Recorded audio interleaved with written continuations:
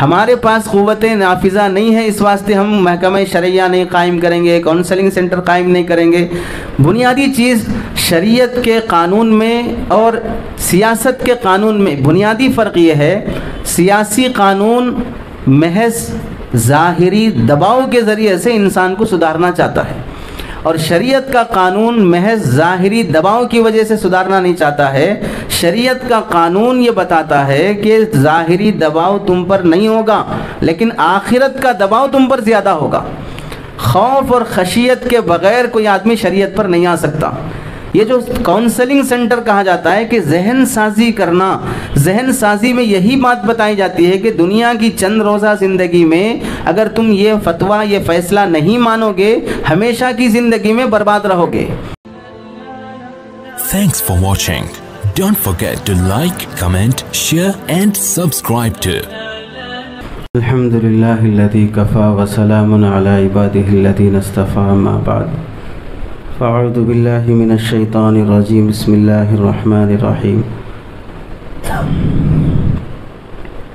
فلا وربک لا یؤمنون حتی یحکموک فیما شجر بینہم، صدق اللہ العظیم۔ اللہم صلی علی سیدنا محمد وعلی آل سیدنا محمد وبارک وسلم۔ اللہم صلی علی سیدنا محمد وعلی آل سیدنا محمد وبارک وسلم۔ اللہم صلی علی سیدنا محمد وعلی آل سیدنا محمد وبارک وسلم۔ معزز علماء اکرام، عزیز بزرگوں، ساتھیوں اور دوستوں، جہاں تک مجھے علم ہے آپ حضرات کا یہ جمع ہونا چنیدہ اور مخصوص پورے محلے میں سے وہ طبقہ جو سنجیدہ فکر رکھتا ہے، جسے ذمہ داری کا احساس ہے، اپنے علاقے کی نوعیت سے، اونچ نیچ سے اچھی واقفیت ہے، اور وہ فکر مند ہیں کہ ہمارے علاقے کی مسلمان خواتین، مسلم گھرانے کے مرد عورت نازک مسائل میں گھر کی بات گھر کی حد تک نہیں رہ پاتی ہے، بیڈ روم کی بات ہال اور ڈائننگ ہال میں کہنا بھی جو منع ہے، وہ عدالت کی کورٹ کچہریوں میں غیروں کے سامنے کہتے ہوئے بھی شرم نہیں آتی ہے۔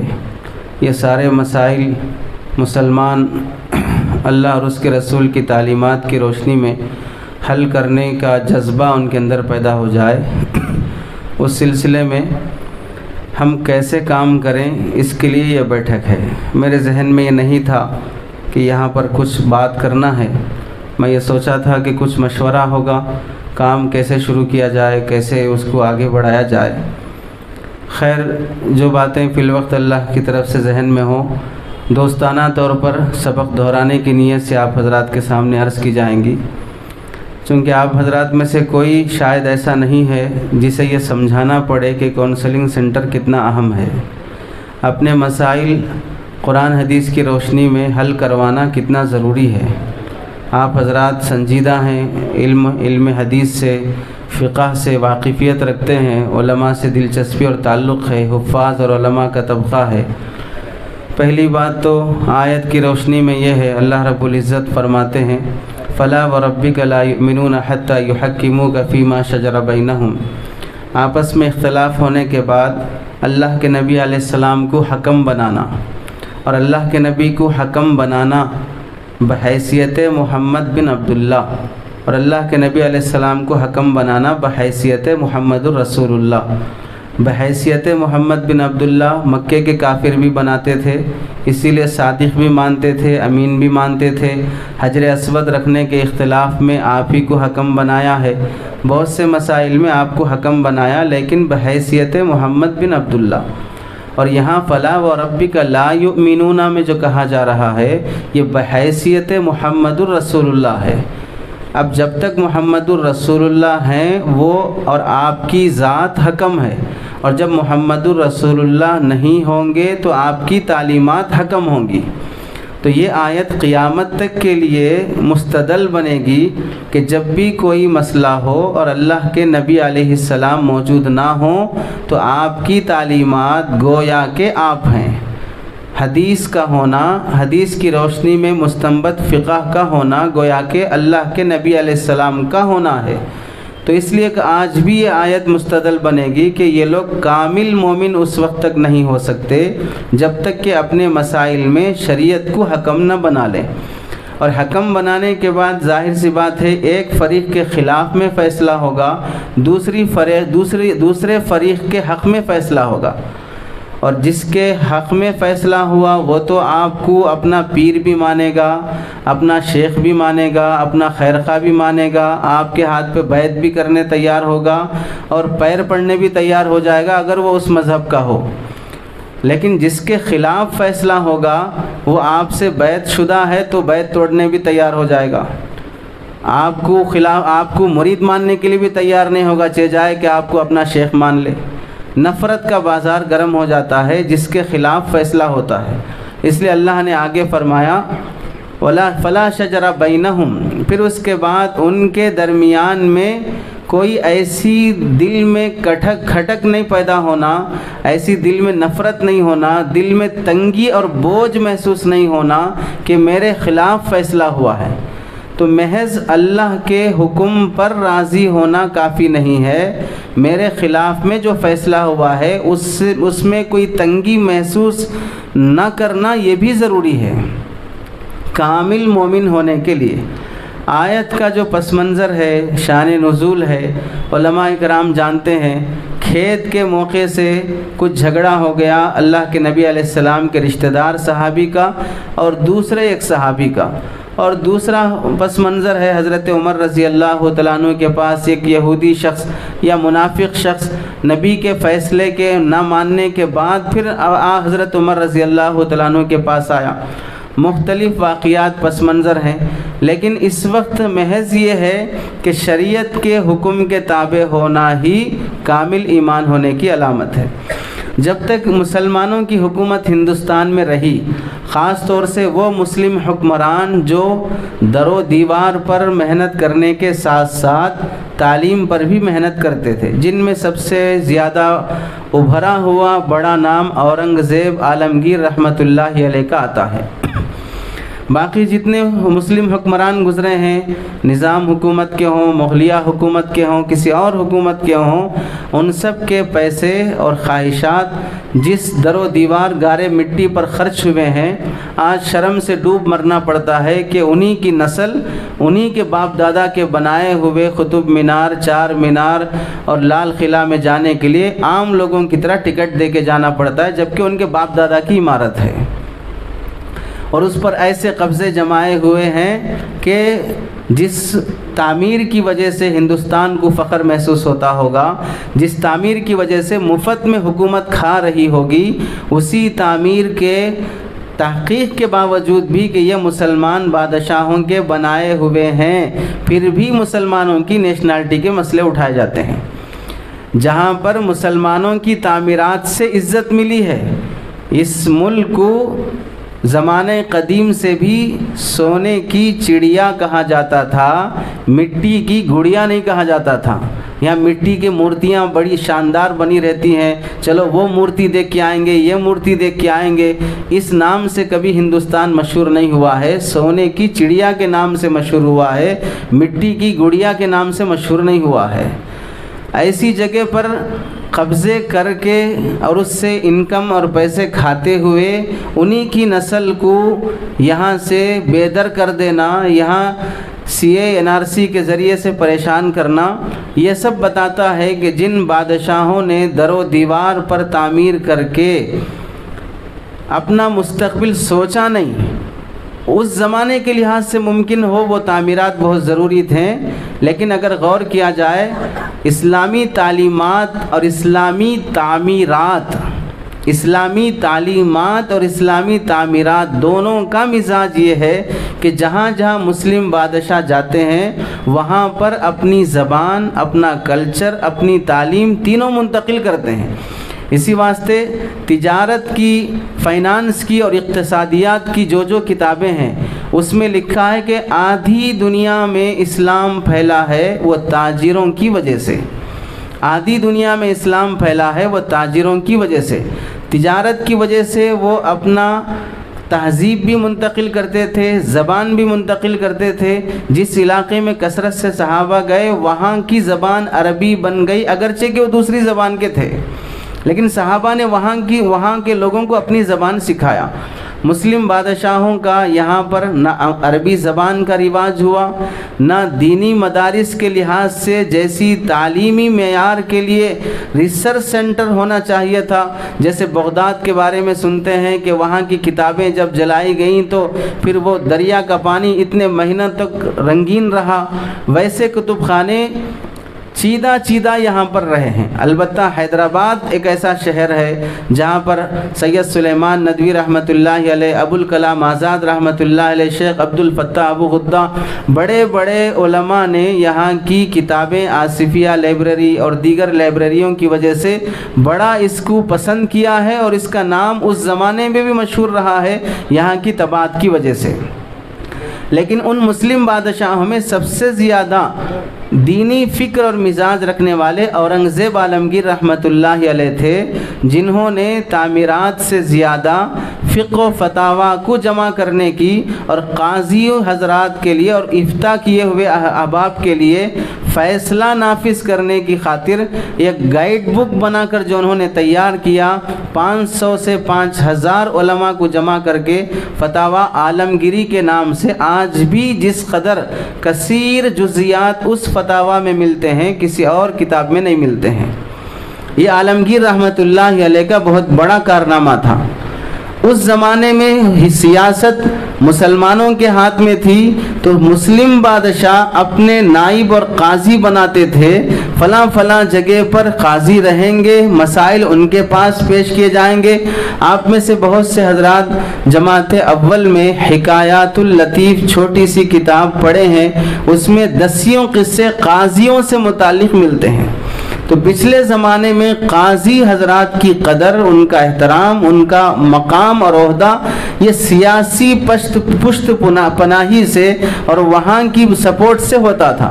اس لیے اگر کوئی بھی جھگڑا ہو، آئلی مسائل ہوں، ملی مسائل ہوں، معاشرتی مسائل ہوں، اس کے حل کرنے کے لیے قضات کی طرف رجوع کیا جاتا تھا۔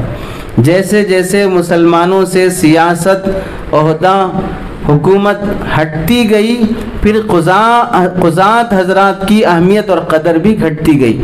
اب قاضی صاحب صرف اس نام کے ہیں کہ وہ وقت پر آئیں، ہمارے بولے ہوئے ٹائم سے آدھا گھنٹہ پہلے بیاگ لے کے آ کے بیٹھ جائیں، اس کے بعد چاہے ان کی آنکھوں کے سامنے ویڈیوگرافی ہو، چاہے فوٹوگرافی ہو، چاہے بینڈ باجا ہو، چاہے مسجد میں نکاح ہو، چاہے بازار میں ہو، چاہے منڈی میں ہو، کہیں بھی ہو، جس حالت میں بھی ہو، آپ نکاح پڑھا دیں، فارم فل اپ کر دیں، وہ نکاح کا نکاح نامہ دے دیں اور اپنی فیس لے کے چلتے بنیں۔ باقی اس میں نکاح کی ترغیب سے متعلق، حقوق سے متعلق، فیملی کے میٹرز میں ذہن سازی سے متعلق، دولہا دلہن اور دولہا دلہن کے خاندان کی بیٹھک پہلے قاضی صاحب کے سامنے ہو، نکاح سے پہلے لڑکے کی اور لڑکی کی ذہن سازی کیسے کی جائے، خلا طلاق کی نوبت آنے ہی نہ پائے، آتی ہے تو معقول وجوہات سے آئیں، اور پھر طلاق کی ضرورت پڑے تو ایک ہی طلاق پر اتفاق کیا جائے، خلا کی ضرورت پڑے تو پھر خلا کا پورا سسٹم بنا کر دیا جائے۔ یہ سارے مسائل کے سلسلے میں کونسلنگ کا ذہن دور دور تک بھی نہیں ہوتا ہے۔ بیریش حضرات بھی قاضی بن جاتے ہیں، سود خور بھی قاضی بن جاتے ہیں، اور پھر جو کسی فیلڈ میں چل نہیں سکتا ہے رشوت کے ذریعے سے بھی قاضی بن جاتا ہے۔ قاضی ابو یوسف رحمۃ اللہ علیہ وہ قاضی تھے کہ بادشاہوں کے محل میں بھی جاتے تھے تو بادشاہ کو بھی اپنی مسند چھوڑ کے اٹھنا پڑتا تھا، حالانکہ انہی کے بنائے ہوئے قاضی ہیں، لیکن حکمرانی الگ چیز ہے اور شریعت کا نفاذ الگ چیز ہے۔ قاضی ابو بکر بن قتال رحمۃ اللہ علیہ یا بکار رحمۃ اللہ علیہ کے متعلق مفتی تقی عثمانی صاحب دامت برکاتہم نے لکھا ہے، جب ان کو قاضی بنایا گیا، قاضی کا تصور موجودہ زمانے کے قاضی سے ہٹ کر منصب شریعت کا جو مقام ہے اس کی ترجمانی کے لیے جس کو بٹھایا جاتا ہے اس کو کہا جاتا ہے قاضی اور مفتی، جس میں نفاذ کے علاوہ جس میں نفاذ کے علاوہ، بتانے کے علاوہ اپنے اس مسئلے اور فتوے کو، اپنے اس حکم کو مسلط کرنے کی بھی طاقت اس کے اندر ہو۔ مفتی صاحب اور قاضی صاحب میں بنیادی فرق یہی ہوتا ہے کہ مفتی صاحب سے آپ جیسا سوال کریں گے ویسا جواب مفتی صاحب دے دیں گے۔ قاضی صاحب کے سامنے آپ سوال کریں گے تو قاضی صاحب جواب نہیں دیں گے، آپ کے سوال صحیح ہیں غلط ہیں وہ سب تحقیق کریں گے، گواہ پیش کرنا ہوگا، گواہوں کے بارے میں تحقیق کریں گے، اس کے بعد پھر جو حکم نافذ کریں گے وہ حکم ہونے تک قاضی کی ذمہ داری ہوتی ہے، ماننا پڑے گا، نہیں مانیں گے تو پھر کوڑے پڑیں گے۔ یہ قاضی اور مفتی صاحب کا فرق ہوتا ہے۔ قاضی بکار رحمۃ اللہ علیہ جب قاضی بنے، وقت کے بادشاہ نے ان کے فیصلوں سے متاثر ہو کر ہدیے تحفے بھیجنے لگا۔ ایک عرصہ ہو گیا ہدیے تحفے ملتے ہوئے، ایک بار کسی مسئلے میں بادشاہ سے گناہ ہو گیا اور غلط فیصلہ ہو گیا، قاضی صاحب کے سامنے بات آئی، قاضی صاحب نے بادشاہ کے خلاف فیصلہ کیا کہ بادشاہ نے جو حرکت کی ہے وہ غلط حرکت ہے اور یہ شریعت میں جائز نہیں ہے۔ بادشاہ کو غیرت آئی اور اسے بے جا شرم آئی اور کہنے لگا کہ میں نے قاضی بنایا اور میرے خلاف فیصلہ کر رہا ہے۔ حکمران نے اپنے وزیر کو بھیج کر یہ کہا، ہم نے اب تک قاضی کا منصب ملنے سے لے کر اب تک جو ہدیے تحفے تم کو دیے ہیں وہ سارے واپس کرو۔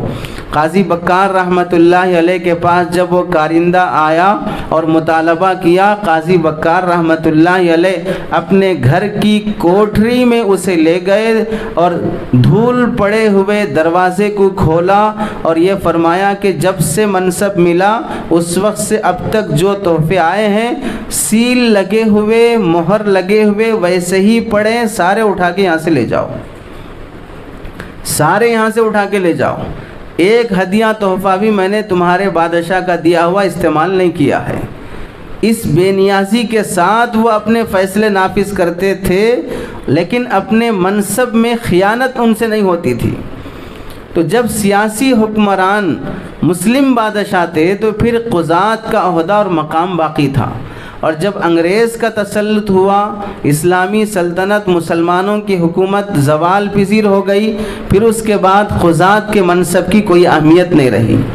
اب بنیادی طور پر دو مسئلے سامنے آتے ہیں، ایک یہ ہے کہ یہاں پر تقریباً سیاست انگریزوں کی اور امبیڈکر کے بنائے ہوئے قانون کی آنے کے بعد سے ایک سیاسی مکاری جو ایشیا کے مسلمانوں کے ساتھ برتی گئی، بقول حضرت مفتی تقی عثمانی صاحب دامت برکاتہم کے، مسلمانوں کو، اقلیتی طبقات کو یہ کہا گیا کہ آپ اپنے مذہب پر عمل کیجیے، اس کے لیے آپ مدرسے کھولیے، مسجد بنائیے، آپ اپنے لحاظ سے کوئی اور دین کا کام کر سکتے ہیں تو کر لیجئے، قرآن پرنٹ کروانا ہو کرا لیجئے، بچوں کو پڑھانا ہو مکتب کھول لیجئے، کچھ بھی کرنا ہو اپنے مذہبی کام کے لیے کر سکتے ہیں۔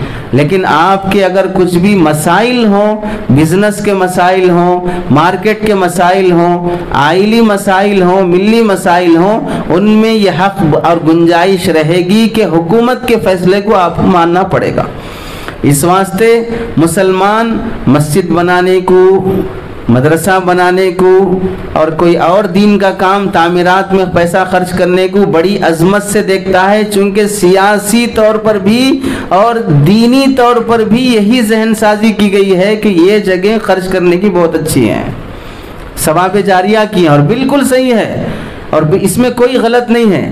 لیکن اس سے جو نقصان ہوا، یہ نقصان ہوا کہ آدمی اپنے دیگر مسائل میں، عبادات کے مسائل میں تو مفتی صاحب دکھتے ہیں، نماز ٹوٹ گئی، سجدے سے واجب ہوا، فلاں قضا ہو گیا، کفارہ دینا ہے، فدیہ دینا ہے، ان سب میں تو مفتی صاحب دکھتے ہیں، لیکن بزنس میں حلال حرام کیا ہے، طلاق کے مسائل میں کیسا ہے، پراپرٹی کے مسائل میں کیسا ہے، شریعت نے 3 مسائل کو بڑی تفصیل سے بیان کیا۔ اتنی تفصیل تو شریعت نے نہ زکوٰۃ کی، نہ روزے کی، نہ حج کی، نہ کسی اور کی بیان کی، جتنا 3 مسائل، اور وہ بھی آئلی مسائل ہیں۔ ایک میراث کا مسئلہ، دوسرا طلاق کا مسئلہ، تیسرا پردے کا مسئلہ. یہ 3 مسئلے ایسے ہیں جو شریعت نے اتنی تفصیل سے قرآن میں بیان کیا ہے، کوئی اور مسئلہ اتنی تفصیل سے بیان نہیں کیا ہے. یہ مفسرین کا متفقہ فیصلہ ہے. جتنا طلاق کو اللہ نے کھول کے بیان کیا ہے، پردے کو جتنا کھول کے بیان کیا ہے، اور وراثت اور پراپرٹی کو جتنا کھول کے بیان کیا ہے، ان 3 کے علاوہ دیگر مسائل کو اللہ نے اتنا نہیں چھیڑا ہے. لیکن پریشانی یہ ہے کہ ساری ملت انہی 3 مسائل میں پریشان ہے. یعنی پراپرٹی کے سلسلے میں مسلمان بننے تیار نہیں ہوں گے، پردے کے مسئلے میں مسلمان بننے تیار نہیں ہوں گے، طلاق کے مسئلے میں مسلمان بننے تیار نہیں ہوں گے. 2-4 دن پہلے ایک صاحب یہ پوچھنے لگے، ایک بار طلاق دیے تو بھی ہو جاتی؟ مسلمان صاحب ہیں، ایک بار طلاق دیے تو بھی ہو جاتی، 3 بار بولے تو ہی ہوتی نا. جب طلاق ثلاثہ کا مسئلہ کورٹ میں چل رہا تھا اس وقت کی بات ہے، حضرت مولانا خالد سیف اللہ رحمانی صاحب دامت برکاتہم نے لکھا بھی اور سنایا بھی کہ 15 دن دلی میں وہاں کے وکلاء کے ساتھ بیٹھ کر ذہن سازی کرنا پڑا کہ شریعت میں طلاق کا پروسیس کیسا ہے. اس سے پہلے طلاق کے مسائل کے لیے لڑکا لڑکی کی کیسے ذہن سازی کی جاتی ہے، خاندان والوں کے دباؤ میں کیسا ان کو رشتہ نبھانے کی ترغیب دی جاتی ہے. یہ سارا سمجھاتے ہوئے ہمیں یہ محسوس ہوا کہ ہمارے وکلاء کو خود یہ معلوم نہیں ہے کہ اسلام کا نظام طلاق کیسا ہے. وہ بھی وکیل ہونے کے بعد بھی یہ سمجھتے ہیں طلاق کا مطلب یہ ہے کہ 3 بار دیے تو ہی طلاق ہے، 1 بار دیے تو طلاق نہیں ہے، مذاق ہے. اس واسطے 3 بولنے سے پہلے کوئی مطمئن نہیں ہوتا ہے. تو اس سیاسی طور پر جو ذہن سازی ہوئی کہ مدارس مساجد یہ سب کرتے رہو، لیکن ان مسائل میں حکومت کے بنائے ہوئے قانون کو ماننا پڑے گا. چنانچہ اب تاجر سے بھی یہ کہا جائے کہ بھائی مارکیٹ میں ہے، اللہ رسول سے ڈرو، یہ دھوکے، یہ جھوٹ، یہ رشوت، یہ سود نکو کرو. تو بہت سے مسلمان تاجر بھی یہ بول دیتے ہیں، مول صاحباں کے زبان سے یہ باتیں اچھے دکھتے، مسجد میں کرے تو اچھے دکھتے، مارکیٹ میں باتیں اچھے نہیں دکھتے. سود سے، رشوت سے، جھوٹ دھوکے سے بچو، یہ اگر کہا جائے گا یہ مول صاحبوں کی زبان سے، اور مسجد میں اچھے دکھتے، مارکیٹ میں باتیں اچھے نہیں دکھتے. کون بول رہے ہیں؟ مسلمان بول رہے ہیں.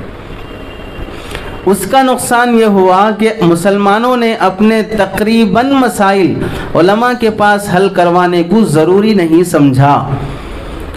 اور دوسری غلطی یہ ہو گئی کہ جو سیاسی دباؤ تھا، حاصل تھا قضات کو کہ اگر قاضی صاحب کی نہیں مانے گا تو جیل جانا پڑے گا، کوڑے پڑیں گے، سزا ملے گی، وہ قوت نافذہ ختم ہو گئی. اب قاضی صاحب کے پاس آئے تو بھی قاضی صاحب پیپر پہ لکھ کے دیں گے، زبانی بولیں گے، آخرت کا ڈر دلائیں گے. اس کے علاوہ کیا کر سکتے ہیں؟ اس کے علاوہ آپ کو جیل تو نہیں بھیج سکتے، اس کے علاوہ آپ کو سزا تو نہیں دے سکتے، آپ پہ پینالٹی تو نہیں کر سکتے، کچھ نہیں کر سکتے. قوت نافذہ کے ختم ہو جانے کی وجہ سے شرعی احکام کی تنفیذ میں تخفیف آ گئی. اب سننے کے لیے تیار نہیں ہوتے. تو بنیادی محنت کیا ہونی چاہیے؟ عام طور سے جہاں بھی کونسلنگ سینٹر، دارالافتاء، دارالقضاء، محکمہ شرعیہ، شریعہ بورڈ، اس طرح کے سینٹرز قائم کرنے کی بات آتی ہے تو سنجیدہ فکر رکھنے والے پڑھے لکھے طبقے میں بھی یہ بات ذہن میں آتی ہے، بھئی ہم پورا کھول کے بیٹھ گئے، پھر بھی ہم بولے طلاق ہو گئی چھوڑ دینا، خلا نہیں ہوا رکھ لینا، اتنے پیسے دینا ہے، اتنے اس کو خرچ کے لیے گزارے کے لیے دینا ہے. اب سامنے والا ماننے تیار نہیں ہے، نہیں سنتا، نہیں آتا، بول رہا ہے، تو اب کیا کریں گے؟ تو کیا کر سکتے ہیں اس موقع پر؟ یہ سوال پیدا ہونے کی وجہ سے کئی جگہوں پر دارالافتاء، دارالقضاء، محکمہ شرعیہ، شریعہ بورڈ قائم کرنے تیار نہیں. بھئی ہم سمجھا سکتے، ہم بولے تو بھی نہیں سنتے، اب نہیں سنے تو اب پھر بول کے کیا فائدہ؟ سب کیسے ایسے جاتے.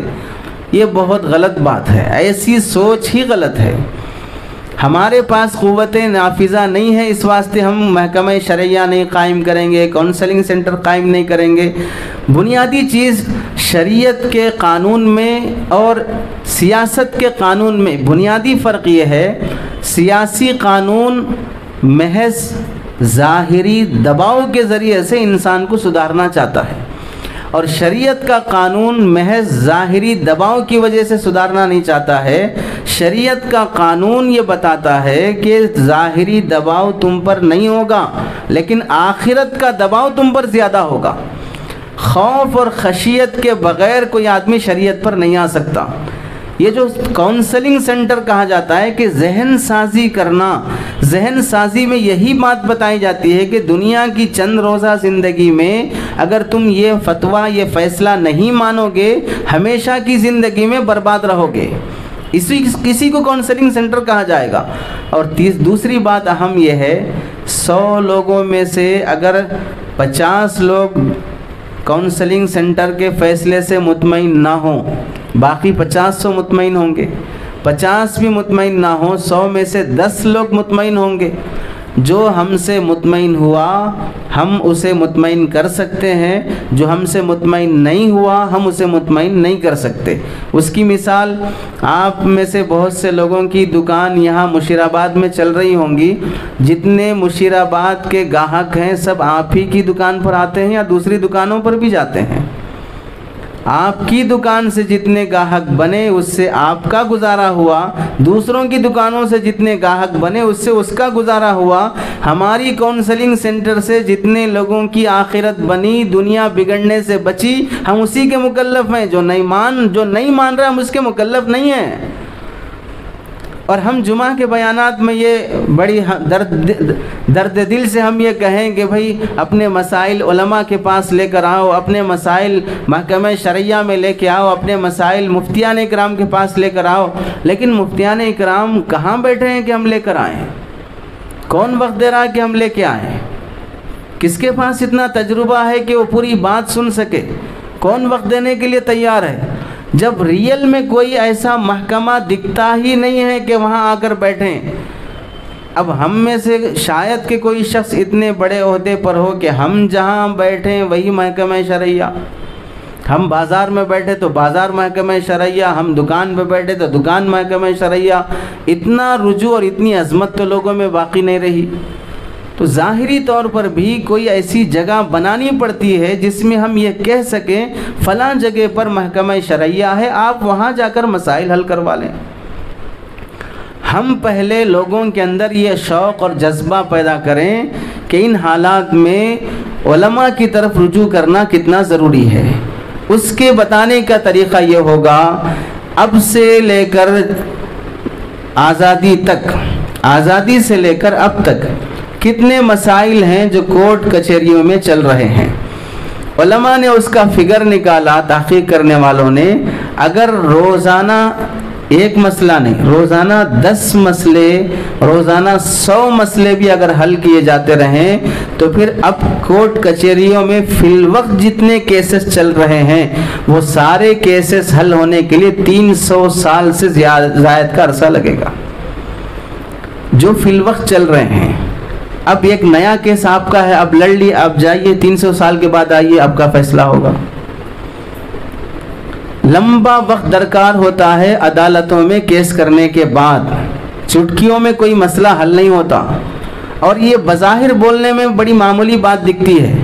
مولانا خالد سیف اللہ رحمانی صاحب دامت برکاتہم نے لکھا ہے، سیاسی لیڈر جو فی الوقت عہدے پر ہیں ان کے کیسز بھی حل ہونے کے لیے 7 سے 12 سال لگے ہیں، جبکہ ان کے ماتحت پولیس ہے، وکیل ہے، عدالتیں ہیں، ان کے کھائے پلائے کے پر سب ناچتے ہیں، ان کے کیسز بھی حل کرنے میں 7 سے 12 سال لگے ہیں.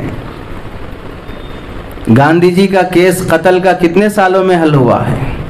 بابری مسجد کا کیس کتنے سالوں میں حل ہوا ہے؟ جبکہ ان سب میں سیاسی پشت پناہی تھی.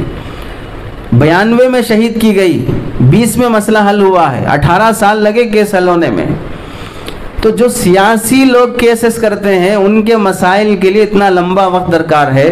معمولی قسم کے لوگ جو کیسز پہ پیسہ نہیں لگا سکتے، وکیلوں کو نہیں کھلا سکتے اور ججوں کو نہیں کھلا سکتے، وہ اگر کیس ڈالیں گے تو ان کے کتنے سال لگ جائیں گے. تو ایک تو لمبا وقت جائے گا کیسز اگر عدالتوں میں جاتے ہیں. دوسرا نقصان یہ ہوگا جو کیسز عدالتوں میں جاتے ہیں ان کے لیے وقت کے علاوہ دوسری چیز ہے پیسہ. کوئی وکیل صاحب ایسے ہمدرد اور خیرخواہ نہیں ہیں جو حضرت جنید بغدادی جیسے صفات رکھتے ہوں، خواجہ اجمیری جیسے اوصاف رکھتے ہوں. آپ بیوہ ہیں، آپ یتیم ہیں، آپ مظلوم ہیں، آپ ہمارے پاس کیس لے کے آئے ہیں، ہم آپ کا کیس فری میں کر دیتے ہیں، جی جان لگا کے کرتے ہیں. آپ کسی دن نامپلی کورٹ چلے جائیں، وہاں جج کے سامنے کیسز کی جو لیسٹ پڑی رہتی ہے، 2-4 مرتبہ ہمارا جانے کا اتفاق ہوا، جو لیسٹ پڑی رہتی ہے کہ آج اس جج کو کتنے کیسز حل کرنا ہے. 80 سے 100 کیس روزانہ رہتے ہیں، 80 سے 100 کیس روزانہ رہتے ہیں. ایک کیس کی فائل کتنے صفحات میں ہوتی ہے؟ 25 سے 40 صفحات میں ایک کیس کی فائل ہوتی ہے. آج اگر اس جج کو فلاں کیس کی فائل پڑھ کے آنا ہے اور 80 کیسز ہیں، 80 کیسز کا ایک کیس کا 40 پیج میں پوری فائل پڑی ہوئی ہے، تو بتائیے وہ جج پوری رات مطالعہ کر کے آئے گا کل کا فیصلہ کرنے کے لیے؟ ایک کیس کی بھی فائل پڑھ کے نہیں آئے گا. اسی واسطے ڈیٹ پر ڈیٹ دی جاتی ہے کہ فلاں ڈیٹ میں آئی، فلاں ڈیٹ میں آئی، فلاں ڈیٹ میں آئی ہے. چھوٹا کیس بھی حل ہونے کے لیے 5 سے 6 سال لگ جانا بڑی عام بات ہے. تو وقت کے علاوہ پیسہ صرف ہونا، ایک نوٹس بھیجنے کے لیے 15,000 روپے، دوسری نوٹس بھیجنے کے لیے 12,000 روپے، ہزاروں روپے صرف نوٹس بھیجنے کے ہوتے ہیں.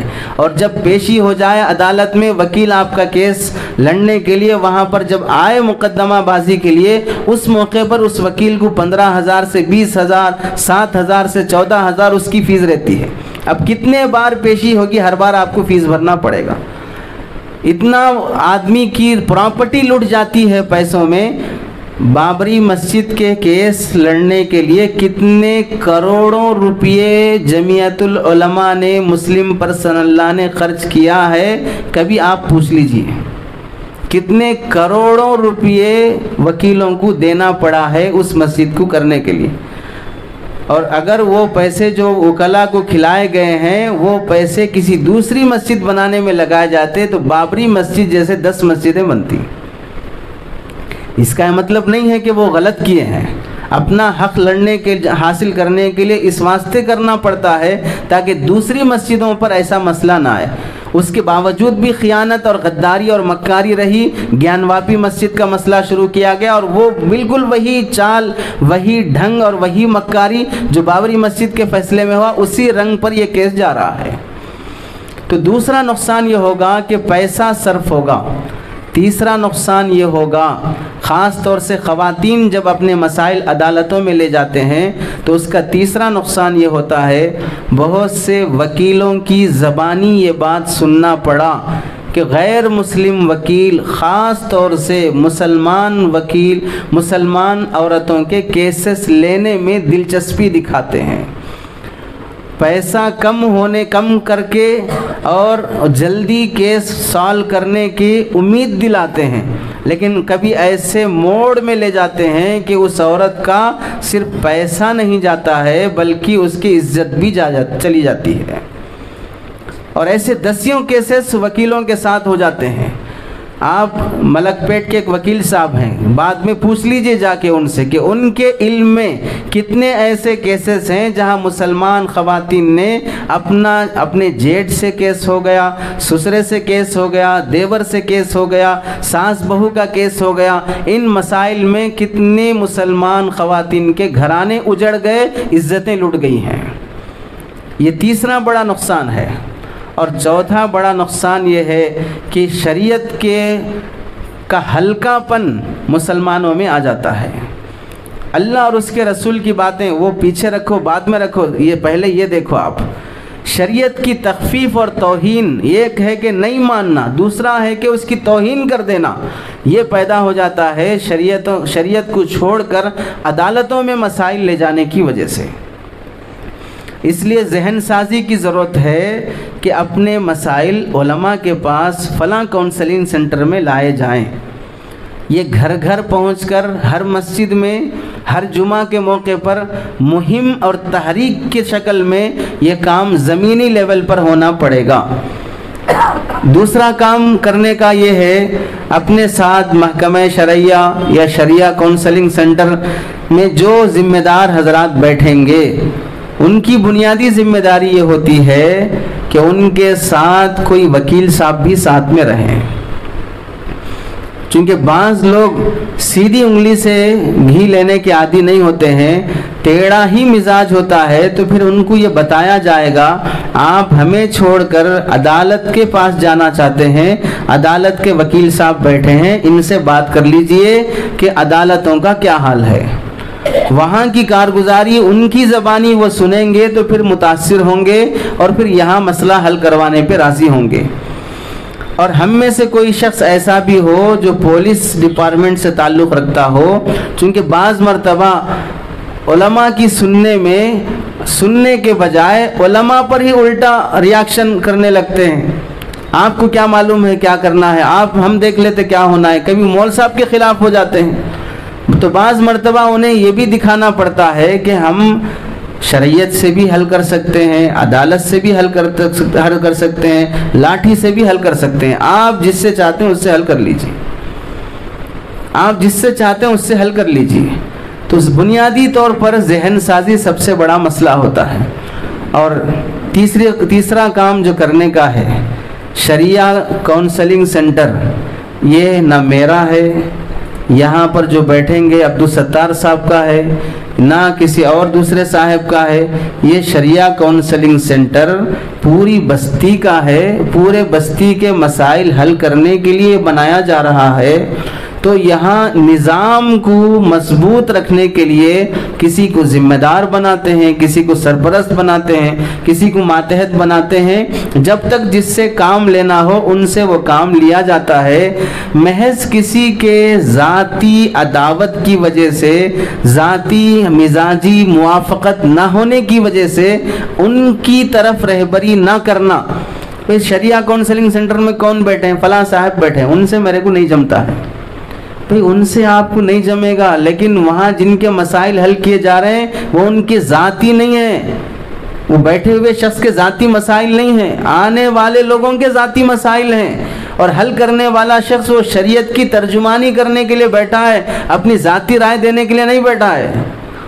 اسی واسطے بیٹھا ہوا شخص صرف مفتی صاحب ہونا کافی نہیں ہے، انہیں تجربے کار بھی ہونا ضروری پڑتا ہے، انہیں سیکھا ہوا ہونا بھی ضروری پڑتا ہے۔ تو اپنے ذاتیات کی وجہ سے وہاں رہبری کرنے میں رکاوٹ پیدا کر دینا، سوچنے کی بات ہے کہ میں اگر خیر کا ذریعہ نہیں بن سکتا ہوں تو اتنا برا بھی نہ بنوں کہ میرے ذریعے سے شر پھیلنے لگے۔ جیسے داخل ہوئے تھے کہ نہیں تھے کہ فوراً نکل گئے، شروع ہوا تھا کہ نہیں تھا کہ ختم ہو گیا، وہی اول وہی آخر بن گیا۔ ہم رکاوٹ کا ذریعہ نہ بنے، چھوٹے چھوٹے مسائل، چھوٹی چھوٹی باتوں میں الجھنے والے بڑے بڑے کام نہیں کر سکتے ہیں، چھوٹی چھوٹی باتوں میں الجھنے والے بڑی بڑی باتوں کو پا نہیں سکتے ہیں۔ وقت کا پرائم منسٹر ہم میں سے کتنے لوگ ہیں جو انہیں گالی نہیں دیے ہوں؟ شاید کہ 100 میں سے اگر پوچھ لیا جائے آپ پرائم منسٹر کو کبھی آج تک کچھ بھی نہیں بولے، 100 میں سے 1-2 بچیں گے بس، لیکن کیا ہر بچے ہر زبان کا وہ جواب دے رہا ہے؟ ہر زبان پہ وہ متاثر ہو رہا ہے؟ جس کے سامنے ٹارگٹ بڑا ہو وہ چھوٹے چھوٹے لوگوں کی باتوں کا جواب دینے کی چکر میں نہیں رہتا ہے۔ تو بڑے کام کرنے کے لیے ہم جڑے ہیں تو چھوٹی باتوں کو اہمیت نہیں دینا چاہیے، ذاتیات کی وجہ سے نفرت کا بازار گرم نہیں کرنا چاہیے۔